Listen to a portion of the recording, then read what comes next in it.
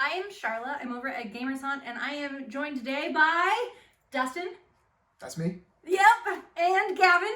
That's me. Hey, and I'm really excited to have them with me today because they were the winners of our RCQ. We had 24 people out this last Saturday, and Dustin is going to Dallas. Yeah. I'm excited. I'm really excited. Yeah. So was there any highlights that you were like, this was an amazing moment, or any moments that you were like, this is burned into my brain of some dumb thing I did? Because I always have that. Oh yeah, I missed plenty of triggers. Okay, good. Okay. That's how you want to do it. My opponent made me aware of it after the match, which was. Oh. I mean, that's fair. Hey, it's fair. You gotta do what you gotta do, but yeah. Luckily that didn't cost me a few games. Right, but you still got there in the end. But you can. Well, before finals, keeping a one-lander against Dustin, losing that match. Was it one of those hands where, like, if I draw one more land, I'm gonna be good? Yeah. Yeah, we've all been there. It's not good. Yeah. It's not. It's a feel bad. It's a real feel bad. Yeah, I try not to keep those, but yeah, I really wanted that one. Yeah. It didn't work. All right, so those are the sad moments, but we're gonna dive into your all's decks, and you can give us some of the highlights of, like, hey, when this was doing exactly what I wanted to do, and it was beautiful. You can tell us more about that. And just tell us just like the tiniest little taste about what your decks are. We'll start with you, Gavin. What were you playing? Oh, I'm playing Abzan Greasefang. Yeah, nice. Okay, so we've got a little splash of green. Yeah. Nice. Reanimating vehicles. I mean, yeah, who doesn't like to do that? Cheating out big things before you should have them. Yep. And Dustin, I know you have a homebrew? Yes. I'm playing Jund Citadel, but it includes Tyvar, Jubilant Brawler. Nice. So I get to reanimate 1 and 2 mana creatures from my graveyard, and I get to activate abilities of creatures as though they had haste. Ooh, awesome. Which isn't broken at all. You No, can't no, do no, anything evil or mean. No. That kind of... Yeah. Awesome, let's jump into it.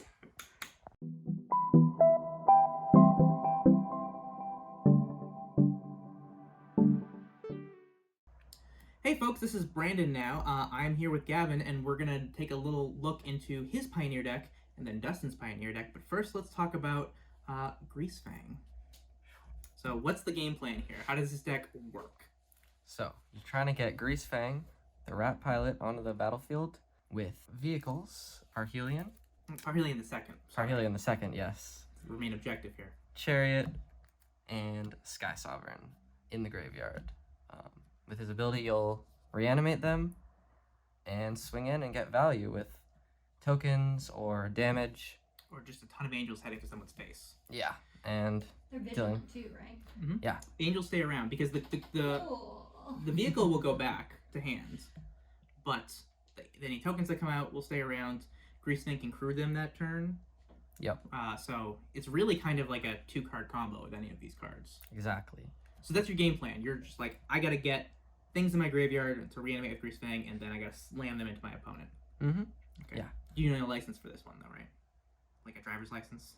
He takes care of that. Okay. Oh my gosh, Brandon. You're never doing a video again. Alright, so there's the game plan. Now, let's talk support cards. Like, how are you setting this up? Because this is kind of like a combo deck. Is that is that fair to say, or would you say it's... I would call this a combo deck for sure. It has a mid-range plan B, but it's definitely a mostly combo deck. Okay. So that's the meat of it, but how are we getting there? So, you're going to use cards to fill your graveyard. Stitcher Supplier, Satyr Wayfinder, Raffine's Informant, and Grizzly Salvage. Which all do fill the graveyard, but in different ways, slightly different ways. Yeah, Stitcher's just going to put a mass load of cards in your graveyard, willy-nilly. Satyr will dump some, Grizzly Savage will dump some, but also being an instant and letting you select that Greasefang on top if you need that last piece. Mm-hmm. Exactly, yeah. Grizzly Salvage.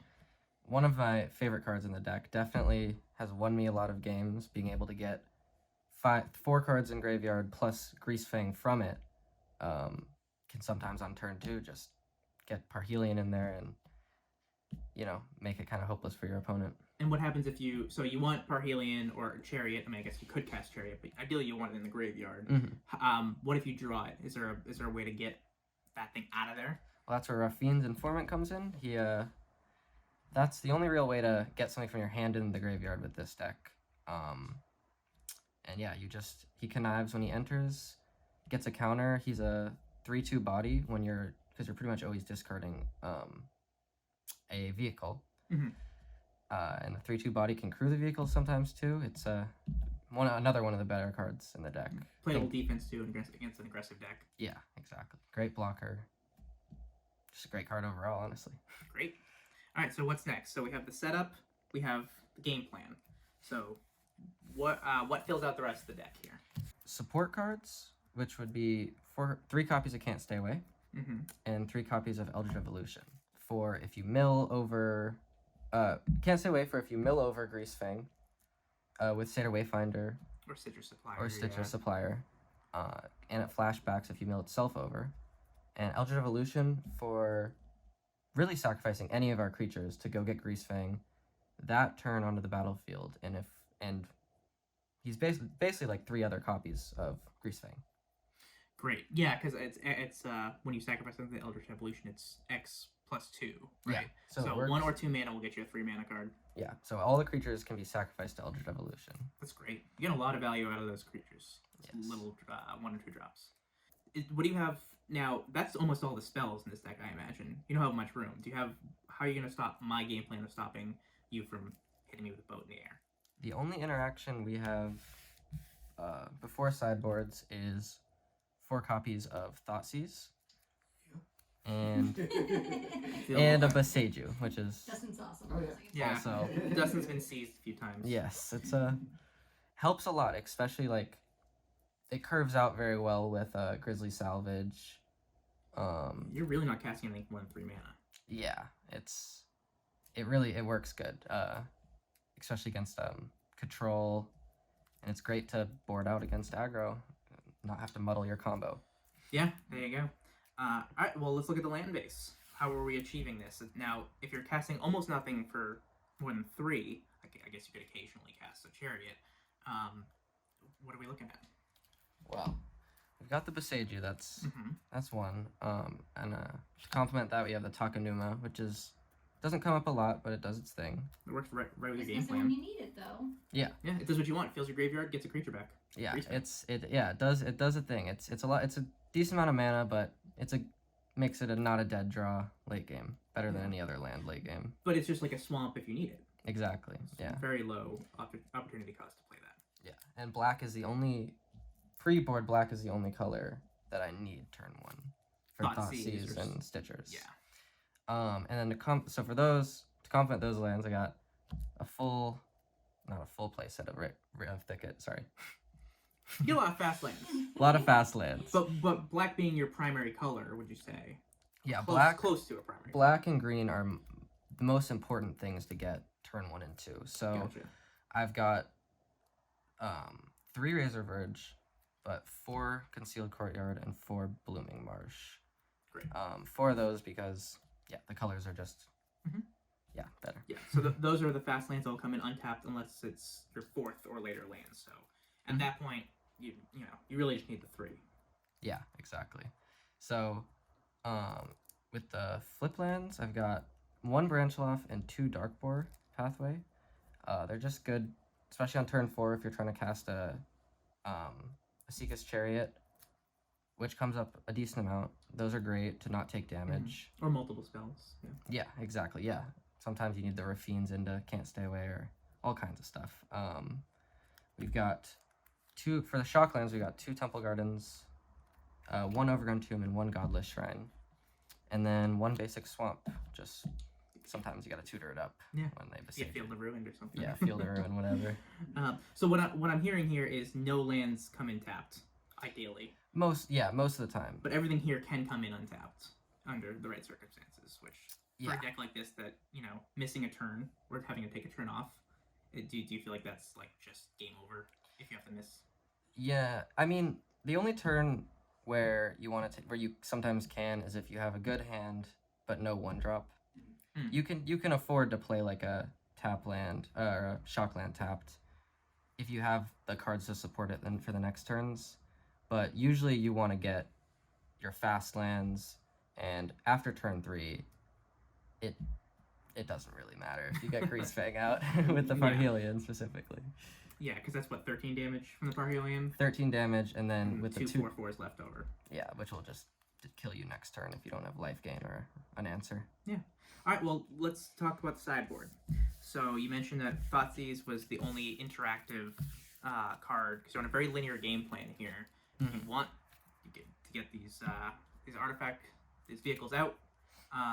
Thoughtseize is the one thing to kind of clear the way for you. Mhm. But now that you've had a game one against an opponent, you see what they're doing. What are you bringing in here? What are your strategies? So, got 3 duress for control, Lotus Field, some other like fringe decks, but mostly just control. It's good to have 3 duress instead of I usually take out Stitcher Supplier against control because you can play a little slower sometimes, and I'm not big on Stitcher Supplier Why is that? specifically. I don't like the randomness of it. I think it's good. It can be good with Eldritch Evolution, but I like it more as a blocker, you know, against aggro and stuff. It's Because you don't get those other 3 cards. yeah, it's just decent against Okay. control and stuff like that. It's a nice on your curve to just take out 3 1 black pips and put in 3 1 black pips. So that's a clean. Yeah, exactly. Exchange. Exactly. Yeah, and so for removal, I've got 2 Fatal Push for just really All-star. Yep. yeah, self-explanatory. Any aggro deck, Mm-hmm. just I gonna hate take it. out your I hate creatures. seeing that. I play a lot of aggro decks. Hate Fatal I Push. mean, Yeah, it's better than like in modern Fatal Push is worse. I feel like yeah, with it's fetch lands. yeah, it's definitely and Oh, we can easily turn on Revolt yeah. very easily. Yeah. that is a good point because I used to run 3, but I swapped out one of them for Ray of Enfeeblement because I think I noticed. Adeline. Yeah, I noticed in Mono White and Angels, specifically those 2 matchups, Yeah, it was a we lot see- better. A lot of angels in our meta here locally. That is true. I like angels. Or Mono White, which is my Yeah, cheese. and Mono White is really good against Greasefang with Brutal Cathar and Adeline. Mm-hmm. Yeah. They can actually race you. Sometimes. Yeah. So the one Ray, honestly, maybe more would be good in a sideboard. I'm not sure exactly how you'd set it I up, think it's but context dependent. Meta yeah, dependent. exactly. So Mm-hmm. those are those for removal. And then I've got the sweepers with 2 Ritual of Soot and 1 Extinction Event. I was running 2 Extinction Event, 1 Ritual of Soot, but I kind of liked it, Ritual of Soot better against the aggro decks like Mono White that were giving me trouble. Sure. Clean up the whole board. Yeah. Then we got Assassin's Trophy and Vanishing Verse, which are kind of just they go in against a lot of decks. Whatever, if you have permanents that are not creatures I'm trying to get rid of, Kind of catch-alls. yeah, I'm gonna use those. And I think they complement each other well because sometimes you don't like Vanishing Verse, sometimes you don't like Assassin's Trophy, but usually like one of them. I noticed those don't deal with the graveyard though. Yes, Do you have anything for that? Got 2 Oh, yeah. unlicensed Hearst. That's a really good against the mirror match. We've got Oh yeah. it didn't really come up much in the RCQ, but it's definitely a very powerful card. It's one of my favorite graveyard hate cards. Just being able to like exile stuff and then get pressure late game is amazing. So Mhm. I put it in there, and it can be reanimated with Greasefang. And going back to your hand doesn't matter. You can cast it Yeah. that 2 turn, mana is next easy. turn. I mean, yeah. Yeah. Well, great. Now, thank you for sharing. Is there now? I know this is a known quantity in the meta. Mm. Greasefang decks have been the thorn in a lot of players' side for a little while. Obviously, it takes a lot of skill to pilot, and you've clearly done very well with it. Is there anything in here as someone who doesn't play a lot of Greasefang that like is kind of your own spin on it or your own take? Do you tweak anything, like any numbers? I know the Ritual of Soot and Extinction Event you played around with a little bit. Yeah. The Eldritch Evolution and Can't Stay Aways, I've seen a lot of lists that run no Eldritch Evolution. Most lists run Can't Stay Away though. Mhm. At least one. My list, I chose 3 of each because it's Eldritch Evolution isn't good when they can remove your Greasefang. It feels bad, but I like it because if I know they can do that, I can board it out and not feel too bad about it. Mhm. A lot of other cards that I was playing with, I didn't want to board them out, and I like cards that I can take out. Like if I know that they're not going to be removing Greasefang at all, I usually try to trim Can't Stay Away. Yeah. Actually, yeah, if they remove, I try to trim both of those and put in other stuff. But So you're prioritizing a more flexible sideboard. Like some people like to sideboard very few cards and try to stay to their core, but yeah, you're more of a, okay, I have the answers here. I'm going to make sure that the core of my game plan is intact no matter what I do, and I still have the room to bring in the cards I need. exactly. And the other thing about playing 3 Elder Evolution is against decks that can't interact well, it's really hard to deal with because I can get Greasefang on turn 3 more consistently than a deck that was running less Mm-hmm. would be able to. Yeah, it's just like your 5th, 6th, and 7th copies. Yeah, and Greasefang. and sometimes it's even better when you sack your Stitcher Supplier and it's like Greasefang Mill 3. And you hit a Parhelion. Yeah, which has happened multiple times. Great. Well, thanks so much, Gavin, and congrats on your excellent finish. Thank you. Thanks for having me. Yep. It was yes. All right, folks, we're here for round 2 of our Pioneer RCQ deck tech extravaganza. Is it an extravaganza if it's 2 decks? Oh yeah.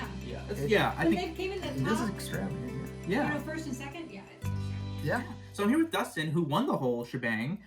He has a homebrew. Is that fair to say? Yes. Yeah. Yes. So homebrew, meaning So for excited. those out there, is like, you know, there are archetypes, and most people play these archetypes because they're defined. People know them. They've figured out that these are the strong decks in the format. These are the optimized ways to do it. And every now and then, someone throws a wrench in there and says, "Well, I'm coming at you from a different angle.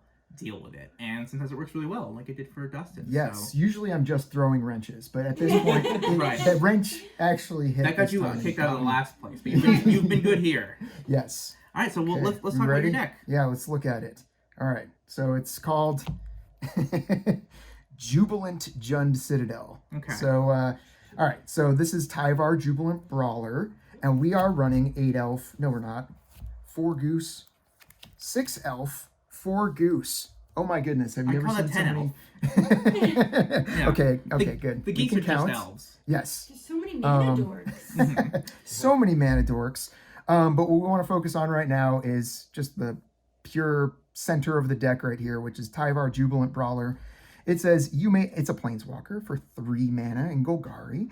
You may activate abilities of creatures you control as though those creatures had haste. You can plus him to untap up to 1 target creature, and you can minus him to mill 3 cards and return a creature card with mana value 2 or less from your graveyard to the battlefield. Such as these. Yes, so these will all return off Tyvar's mill. However, what we're really trying to do at the start of the game here is play a dork on turn 1 and cast Tyvar on turn 2 because we'll have 2 lands and a dork.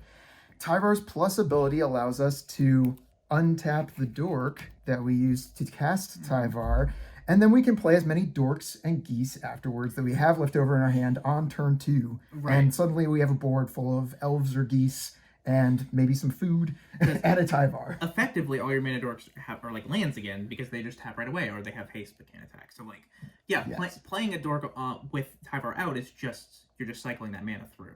It's just not Yes. costing you any mana. Exactly. And we can even activate Goose's second ability, which is pay 1 and a green to tap it and create a food token. Later in the game, this is great with board stalls where I can just continue to gain life, make food, untap it, make more food. And, you know, this is kind of a weird dork, unusual, but having the food tokens later you'll see, because this is a sacrifice-based deck, really matters. So, you know, look at it as sort of like a Jund food cell. You'll also see cards from Rakdos Sacrifice in this deck. But having those foods makes a difference. That's why we're heavy on the 4 geese and a little lighter on the elves here. So 2 mana. So what kind of foods are we talking here? Because that's a light cook. Well, Are we talking like Sounds like not just breeze. a quesadilla? I got bad news for the goose, because what Oh. we like to do in this that deck goose is cooked. is take That's care, so get rid of our morbid. creatures. Mm. So unfortunately, we've got a little bit of a. So we're talking fowl. We're talking like maybe an I can't think of any fancy dishes with a duck. Duck's a fancy dish, right? Yeah. Duck l'orange, maybe. Oh boy, I don't need any of that stuff. But anyway, Okay. this is what we're doing here, and Great. yeah, right, so this that's is the start of the deck. This is turn 1, turn 2, people. Sure. This is what you're. This is step one Yeah. to world domination. Yeah. It's get Okay. Tyvar out. Yeah. And get some blockers and some mana dorks. Yeah. And a lot of times, control decks, they're not going to have a counter spell on turn 2 for Tyvar or any of this crazy stuff going on. So that's really nice. Yeah. Seen a censor or two, but Yeah. you gotta make them have it. Yeah. All right. So that's what we're doing. What else are we doing in this deck? How is this evolving from? Okay, great. You got Tyvar out. What now? All right. So I don't know if we want to keep a Tyvar out here just to remind ourselves what that's doing. Sure. But we've got 4 Blood Tithe Harvesters, because turns out the best thing you can do with a Tyvar is get back a Blood Tithe Harvester. It enters, makes a blood token. It's a 2-mana 3/2, which is great creature, great stats, but it can also tap and sacrifice itself to give another creature -X until end of turn. But wait, we can do that immediately as soon as it hits the battlefield with Tyvar out, which And is X just is gross. double the number of blood tokens you have. Exactly. And it comes with 1, so it's automatically 2/2. And if you've used it once or there's one in the graveyard and you pull it back, you get your second blood. Now it's -4/-4, and not having to wait a turn for the skill spell is very good. I mean, there's a reason that Blood Tithe Harvester is in every other Pioneer deck. Rakdos mid-range, Rakdos sack. It's in standard. It's showing up in older formats too. It's an insane uncommon. and that's with waiting a turn to activate it. So you being able to do it the turn it comes out It's is pretty. very, very strong. pretty Now intense. Priest is here, and I haven't seen that since I fed a cat to it. Yeah. What's it doing here? So we're not playing Cat Oven in this deck, but we are playing Priest Shame. because we've got 10 mana dorks. We can sacrifice our geese. We can sacrifice our elves. We can sacrifice any other little things we've got on the board. Sack 2 other creatures. You can't sack itself. Any number of target players each lose 2 life and sacrifice a creature. You add double black and draw a card. So we're going to target the opponent. They're going to sacrifice a creature. They're going to lose 2 life. And I'm going to add 2 black, and I'm going to draw a card. And I'm going to be able to use that 2 black to do something else, which is fun. Now that's a lot of sacrificing. Is there anything in your deck that wants you to sacrifice a bunch of things? Yeah. Do you want me to pull that I up? think that was a good time. I think you buried the lead Yeah. long enough. So we talked about The Rakdos strongest card sacrifice. in every deck it's in. Mayhem Devil is an insane. We got 2 insane uncommons here in Rakdos. He's so good. Yeah. And so as we're sacrificing things, we're also blowing things up and being able to sack a blood, sack a food. Sack the Blood Tithe Harvester to kill. You get at least 2 sacks off Priest. 3 because your opponent's sacrificing a creature. Absolutely. It doesn't seem like a lot when it's like 2 damage from Priest, a couple damage from Mayhem Devil, but once you start adding that up, your opponent all of a sudden on turn 3 is realizing, I got a board of all this stuff, I'm sacrificing things, and I'm dealing a lot of damage to you. And that's when things get really out of hand with the next couple of cards. Did you want to say anything else about Mayhem Devil? I think the Mayhem Devil is not just like you stacking up damage, although it can get out of hand very fast. It's also just really picking off those problematic little creatures. Absolutely. A Planeswalker comes down in minuses, and it's being protected with 1 point left or something. You can just clear it out off the battlefield, clearing the way, especially when you have this synergistic shell and you don't want it disrupted. I think that's kind of your way out of a lot of jams. Would you agree? Absolutely. Yeah, it's great against aggro. I can play this on turn 2 as well if I don't have a Tyvar, and suddenly that's a 3/3 pretty big board stall against an aggro deck. Or a pretty big threat against a control deck. There's a lot of people doing, like, in Rakdos midrange as well, has a lot of sacrificial elements to it. They have their own Blood Tithe Harvester. They have their own blood. If there's any treasure being made in a control deck or something, you just have a lot of incidental sacrifice. Yeah, absolutely. And a lot of times I'm actually taking the opponent by surprise when Devil's out on turn 2 and they're having to do usual things of sacrificing things, and they realize, oh, I just sacked something, I'm taking a damage, or I'm losing an X1 that's sitting on the board. Right. I just lost my board. Yeah, my mana dork. Yeah. Great. Cool. So what else we got here? So this is kind of like, this will help your reach from the early game and start to put the pressure on your opponent. Yeah, and just the last note about these 2 drops before I take them away. Blood Tithe Harvester is just excellent when you're up against a deck that's just, I play my elf, they push elf, right? This is great to play on turn 2. These are just some great creatures that are going to start taking over the game. But you know what else takes over a game very slowly and annoyingly is I did it. We're doing it. Oh no. Fabled Mirrorbreaker. You're a red deck in Pioneer. You have to I play Play Really Fable. good.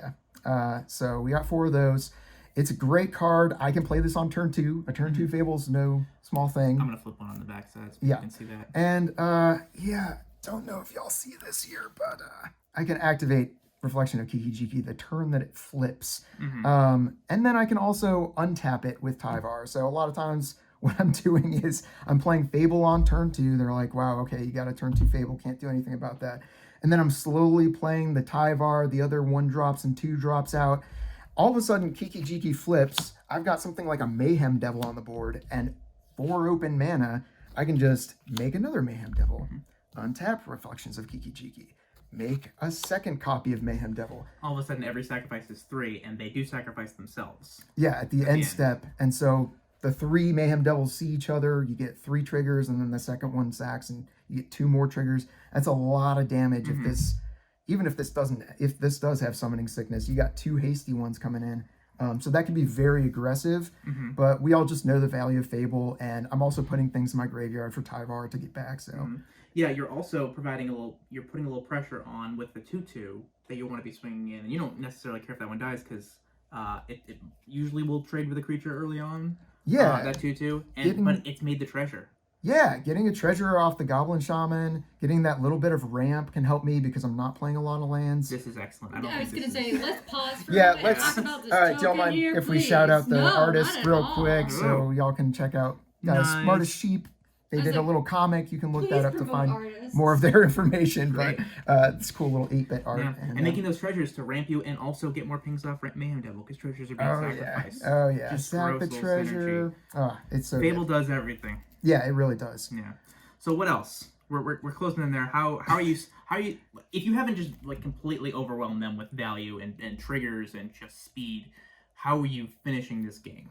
Right. So we are going to go ahead and try. We've got a lot of ramp in the deck, and with, like we mentioned earlier, Tyvar, Elf, and suddenly we've got a Goblin Shaman that's making us treasure. We are ramping quite a bit, extraordinarily, and so we can get out Bola Citadel on turn 3. That is gross.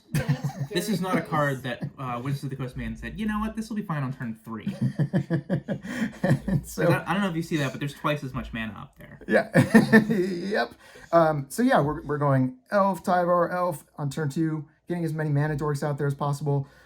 We can go ahead and bring, Priest out on turn 3, or bring it out on turn 3 with Tyvar even. We don't even have to cast it. And sack a couple elves, make more mana, float the mana from the elves. Suddenly we've got a Bola Citadel on the board. And guess what? My curve is super low and aggressive. It is all 1s and 2s and 3s. And so we get Bola Citadel out there, and suddenly we've got an elf on the top. We've got a goose on the top. We've got all these things on the top that don't cost us hardly any life to begin with. And we can also filter the Citadel by activating Priest, drawing a card off the top, getting that land off the top. If we've already hit our land drop, we can filter with Tyvar by milling. Filter with blood. Yeah, By we filter with activating blood. Yeah. And so with all this blood and all this food and all of this... Like a Roman orgy. Can I say that? Well, it's too late now. It's too late. You can bleep it. You did it. So what we're going to have is hopefully 10 permanents. And if we have a Mayhem Devil out, we can sacrifice 10 permanents. I was about to ask, have you done that? The 20 damage. Yeah. Oh, Gavin. Yeah. I mean, if we've... Yes, I still feel the Let's say pain. we've activated Kiki twice and made 2 Mayhem Devils, we can do 30 damage. You don't need to. You're ridiculous. Don't stop in it. addition to the 10 life that they're going to lose from Citadel activated ability. I mean, that's our big win con. We've only got 2 Bola Citadels in the deck because hitting a Citadel off a Citadel is That's not a feel bad. ideal. Yeah. And honestly, you can just overwhelm them and burn them out with just like you don't even need a Mayhem Devil out. I imagine if you can activate Bola Citadel, they've probably taken enough chip damage. Yeah, if we've activated Priest a couple times, we've gotten in with a couple Goblin Shamans or some Blood Tithe Harvesters. Yeah, Sometimes Mayhem they're Devil just already trigger at here 10. and there. Yeah. So Great. What else is in this all deck? right, How are we fleshing out this deck? this is where Brandon's whole thing of let's talk through this in an organized way kind of goes awry because we just got some random cards that are sort of just like Hey, fillers and I mean, blue. they're doing some stuff. All right, so we got some We're in the silliness Fillers and blue section. and Right. definitely some silliness, So we're in right? the horse section. So, All right, so silly we putty. we are playing. Let me get rid of that. We are playing 3 Call of the Death Dweller. Do you want to tell us about this card, Brandon? Are you? I'm happy to if you like. This is your deck, but I'm happy to. Well, we're gonna return up to 2 target creature cards. This with Pioneer staple converted. here? Hey, it's a great card. With converted mana cost 3 or less to the battlefield, you get a Death Touch counter on 1 and a Menace counter on 1. So now, just to explain this, we can That's get how you're pulling back a 1 your- drop and a 2 drop, for example, and then put counters on bet things, you're often not or doing 1 that. 3 drop. Ideally, you're probably putting it on a Mayhem Devil, right? Yeah, so Death Touch, it turns out on a Mayhem Devil is Oh. pretty good. So we give it It's like the Menace, nightshade Wow, you color even got being those. sold. and we give it Death Touch, and every single trigger that deals 1 damage to any target just kills any creature. Yep. Right. So start moving out those giant blockers, mono green, just rip right through them. Yeah, I mean, that's how I've ripped through mono green is just, kill the Cavalier, you got your Cavalier out on turn 3. Well, I've got my Mayhem Devil out on turn 3 with a Call of the Death Dweller, and I've got something to sacrifice with it. Kill your Cavalier, you got nothing in the yard yet to get back, put on top. So yeah, Mayhem Devil with a Death Touch counter, it's real feel bad for the opponent. Sorry, opponents who got totally burnt out by this disgusting 2-card sort of combo thing, but yeah, it's real good. It clears the board real fast. Yeah, and then the Menace isn't nothing either because you're getting in with. Usually, you really don't Mayhem want to Devil. risk swinging in with a Mayhem Devil. It's just so risky at almost any point. But Menace makes it a lot safer. Yes. Yeah. All right. One. And then I think there's one more. Well, a couple cards. Okay. All right. Let's keep going. Yeah, That let's keep cackle. Yeah. All right. So yeah, we've been working with this deck for a little while now, about a month, and I've got it feeling pretty good. I was gonna say, it seems like it just recently really started clicking. Yes. Would you want to get with it this evening at Pioneer? Yeah. So and I haven't been winning too much in Pioneer on Wednesdays, so it's been fun to see it really go off. But these are sort of like the miscellaneous cards at the end here. So we do have 1 board wipe. If you're running a board wipe in an Aristocrats style deck or a sacrifice deck, There's no other Meat Hook option. Massacre is great. Sure, because you don't have to weather with it. If you just want the triggers of Life Drain, you can just cast that for 2 and just go off. Yes, there's no harm in putting down a Meat Hook Massacre for 0 and just sacrificing things later in the game and getting the value out of it, or killing things later in the game. We have 1 Corvold because we are a Jund deck. This isn't the traditional Jund food deck. And Lexton runs like 3 or 4. He's, local here, plays a lot of Shout out to Corvold. Lexton. Yeah, definitely got the idea thinking about his deck, or like the traditional Jund food thing. But this is just a great filler. It's sort of like an alternate win con from the Citadel. It comes down and you just start drawing cards. It's a great refill. Especially if this is game 2, and maybe they didn't see the Corvold. Oh, yeah. They're probably they're not worried about a big giant beater in the air or something they have to kill right away. Maybe a Mayhem Devil, so maybe they bring in a Braids or something that can kill a Mayhem Devil, but Absolutely. not prepared for Corvold. Yeah. And as you said, this is it shares a lot of parts with the Jund food, traditional ones. A lot that's different, but since it's got those enablers, Corvold just wants them there anyway, so it just works with your game plan. Yeah, loved seeing slotting that in. It's been a really great card for me. Been trying out playing 2 or 3, and it just doesn't feel right to play such high mana value cards, especially when you've got a Citadel out and suddenly you're hitting a bunch of Corvolds. But it does draw you cards as you're sacrificing things. It does filter through the top for Bull Citadel as well. If you sacrifice something that's not a blood or something that will filter the top naturally, Corvold will filter by drawing that card off, and suddenly you've got something to play with off of Citadel. And even if you have no other board, you can just attack and sacrifice something lying around. Oh, yeah. And it starts that train rolling. Yeah. Getting a counter, drawing a card. It's you on top of that thing, and We're swinging in for just- 8, 10, 12. It just goes, and you have a full hand because you just kept drawing off it. Oh, yeah. It is a stupidly good card. Yeah. And Keepers, just a little life gain. This is cushion. definitely the filler. I would encourage anybody who's looking at this deck saying, I gotta build this is crazy, to think of something that would work better than Innkeeper. Right now, for me, this It is great works. because it makes a treasure. It gains me life when I'm going off with Citadel. If I'm going up against aggro or something like that, I'm gaining 1 life off of my 1 dork that I'm playing for 1 life off of Citadel. So Innkeeper has been great. It's not ideal in a lot of matches. It's usually one of the first cards that I cut. Which is kind of leading me into We can go right into sideboard. But sideboard. before we do, I want to Oh, ask, yeah. so you do have 3 of each elf. Is now the obvious thing, some people might be like, I want to run 4 of each elf. I want the 12 elf because Do it. boost. Yeah. I mean, you could take those right out there because this is a one-time bump with the treasure. Yeah, if your idea is just let's do the thing on turn 2, please like make that better. What I found is that Innkeeper actually helps us turbo out Citadel faster, which is nice. You know, get that treasure. If they're killing our elf, like I said, a lot of times we're looking for a 2-drop. If we've just got elf Tyvar in our opening hand and we really want to do turn 2 Tyvar and they kill our elf, we really want something to do on 2, and Innkeeper's a fine thing to do. Sure. And to your point, Citadel's hard to cast with just green mana dorks. Yes. That treasure is relevant. Yes. But that's, that's the other reason why, if anybody's thinking, why not 4 of each elf? The Goose actually fixes your mana and it's 1 mana of any color. So that's why I'm running 4 of those and 3 of each elf. But yeah, you could totally cut these, play some more elves, play some more Corvolds if you want. So let's see what you got on the sideboard for answers to problem decks. Like Greasefang. Greasefang. What? Like Or Greasefang. do you want to see the mana base first? Or?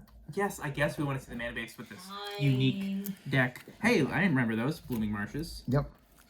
We won't spend too much time on this. But Fast lands. we now have all the fast lands we need for Jund. So if you want to do fast things in Jund, we now have all the fast lands. Similar to So Gavin, 4 we're of each. not messing around those first couple turns. 1 of each shock, 1 of each pain land. We are missing the Rakdos shock. But Yeah, Black Crypt. Yeah. Case to be made, you could do that.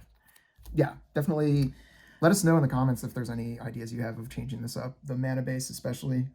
But just like Gavin, it's funny. When you go through your deck, you just have the one basic. You just got that one basic in case we get the Field of Ruin. Yeah, you want it in there for reason. Now, Dustin, above that mountain, that's not a land. What? Oh, sorry. This is a spell. Oh, yeah, what's it doing there? So there are bolt lands. I don't know what you call it. Flip lands I like from bolt lands. from Zendikar Rising. Land? And this is the one that works the best for my deck. Is returning from your graveyard to the battlefield any number of target creature cards that each have different converted mana cost, X or less. So yes, we sometimes have triple black because we're activating Priest, getting a lot of black mana, and we just sacrifice 2 things. Let's bring them back. bring them all Let's untap Priest and sacrifice them again. Yeah. Getting Elf, Priest, and Mayhem Devil back in 1 card. It's a great top deck later in the game. Absolutely, definitely a great top deck. But if And- you need a land, it's a land on the back. yeah, if you spend the Bola Citadel mana, you get Mayhem Devil, a 2-drop, and a 1-drop. So I mean, I'm not unhappy with that. So how many lands are we running here? So, it seems on the lower side. So we have 12, 14, 21. Am I counting that right? Yes, 21 including Including the Aghanim. Academics. Yeah. That is on the lower side, but you do have a bunch of mana dorks. We really don't want to hit land off the top with Citadel. Like, Sure. it's the worst feeling in the world when you sink all your mana into Citadel, you're ready to just go off and combo off, and then you just hit a land and you've already played land for turns. The old experimental frenzy trap. Yeah. Just stuck on those lands on top. What's cool about Aghani's Awakening, right? It doesn't sound great, but you can't pay X for Bola Citadel, but you can just pay 3 life And just and get it off the top.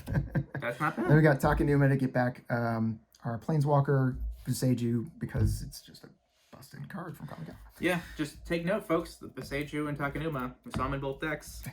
They're Yep. just good. They are I could even winners. see an argument for Tokens on in this one too, for 2 more bodies. I'm gonna Yes. say a lot of Sacrifice? people already know Besage is very good. Yeah. I don't know if you've seen the price. Yeah, I agree. I could even cut Mountain if I wanted to get really greedy with mana and put Sokens on, or maybe cut up Shock. I'm not sure, but I couldn't fit Sokens on because I would say the pain lands over the shocks. I like the Pain Lance. Yeah, for sure in this deck. But What do you got on the you can sideboard? build your own version, Brandon. I could. Okay, sideboard. And then get beaten by your superior version. All right, so we ready? I'm ready. We do have some spells. We have a lot of creatures in this deck, but guess what? Fatal Push is a great card, and I get beat by aggro all the time. Tarka Red finally beat it this week somehow, but it's probably because of Fatal Push. Beat Spirits with Fatal Push in the RCQ because I drew 2 Fatal Pushes, in round 3. It's just great to, also trigger Revolt when I'm sacrificing things. I can Yeah. trigger That's Revolt pretty easy in your very deck, yeah. easily. Yeah.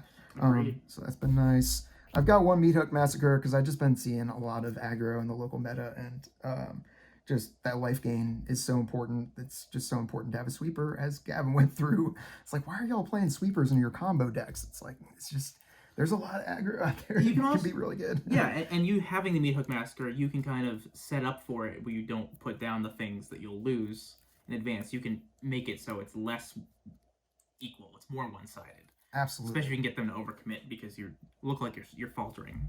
That's definitely a slower game plan than your turn 3 combo win. But Right. Right. No, but it can be a win con. All right, so these are the weirder ones. Shieldred's Edict actually came in handy against mono green. I know Rakdos midrange also could be a great card. Just get rid of those problematic planeswalkers usually. Karn is a problem. And guess what? They are sacrificing them. So that is a Mayhem Devil trigger. So Why not? Everything is. Haywire Might's interesting. I mean, It I also don't know. sacrifices. Yeah. Haywire Might sacrifices itself, and we can get it back and keep exiling their artifacts and enchantments. There's just some problematic artifacts and enchantments in the format. I haven't seen too many of them, but you definitely want to be able to get rid of a Rest in Peace if you see it out there. If you're playing the mirror match, getting rid of your opponent's Jund Citadel is pretty important. That seems great, yeah. So I think this is a great card, and you might even play more of those. And then Greasefang is a deck. We're all in on those scoozes. Scoos has been surprisingly great against the Greasefang plan. It doesn't. True, just eats it. Yeah, it doesn't seem like a something that if it sticks, it's just great. It just keeps eating and eating. A lot of the hate will just not stick around, or it's a one-off, and Scoos just sticks around. It grows. It can become a big scary creature. So love it in this deck against those types of decks. All right, last thing. We are running. We're gonna put this. Scoot these over. We're running. Scoot. Scoot the Scoos out of here. All right, we are running 1 Croxo, 1 Obnixilis, the Adversary, and 1 Village Rites. Do you know what this is for, Brandon? It's for showing off. You love this card. You love this version of this card. I mean, that card is just like he's a mob boss. He's in a pinstripe suit. It's amazing. I mean, Croaks is just great inevitability. I know that, like, just kind of draining your opponents and just keeping playing more of a value game here and just staying ahead of them. Village Rites as well is just pretty effective at just cycling through your deck. Yeah, so these all go in against control is the theme here. I know Croxo might not be the greatest thing against control, but reanimating a Croxo with Tyvar is great. Ob, just excellent against control because you're preventing them from interacting with the stack. You get an Ob and a copy of Ob, so they can't counter both of them. Yeah. You're getting a Planeswalker. And Village Rites is just for kill spell tribal type decks. Drawing 2 cards when they bolt your elf, great. Yep. So they're down 1 and you're up 2. Yeah. Or up 1, I guess, because you're just 1. But no, that's a good exchange. You want that. Yeah. Great. Yeah, and Obnixilis left unimpeded, or Croxo left unimpeded will win a game. Obnixilis won against Azorius Control, which everyone was pretty scared of today at our local. Nice. So.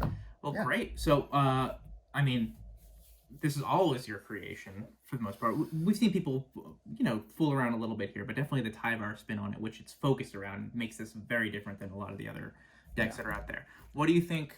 Do you see this evolving in a new direction? You're going to try anything new with it, or try to move it in a different direction? The deck works. I would look for like a 2-drop that. A 1 or a 2-drop that draws me a card would be great. I don't know if that exists in Jund. It but... does. Black has a lot. You have Elvish Visionary as well, but do you just want a body that cycles? If that's all you want, you do have those options. But I think it's working. So figuring out where the pain points are and then it's working. Adapting from there. I don't, I'm looking out for those 1 and 2 drops for sure to see if the deck can be made better. But at this point, it's finally a well-oiled machine, and I am definitely someone who changes decks every week and just tries something new. Yeah. And there is definitely a strength in learning your deck and getting some practice. Yeah. Sure, but you're getting the itch to try something new again, aren't you? I totally am. I'm so ready. So let me ask this before we go. So for people that are looking to pick this up because it's a new thing they haven't seen, maybe it's very exciting. It seems like so much fun to me. It looked like you're having fun playing it. What are your best matchups and what are your ones you're worried about? Real quick. I don't really have any bad no, my best matchup is definitely against like sort of a creature based but slower deck, maybe like mid-range. Yeah, because I'm really just with Priest making you sacrifice your thing. I get to keep my stuff. I get to keep playing value spells. Like they hate Fable, they hate, yeah, I don't know. I would say other combo decks are definitely scary. We had someone doing the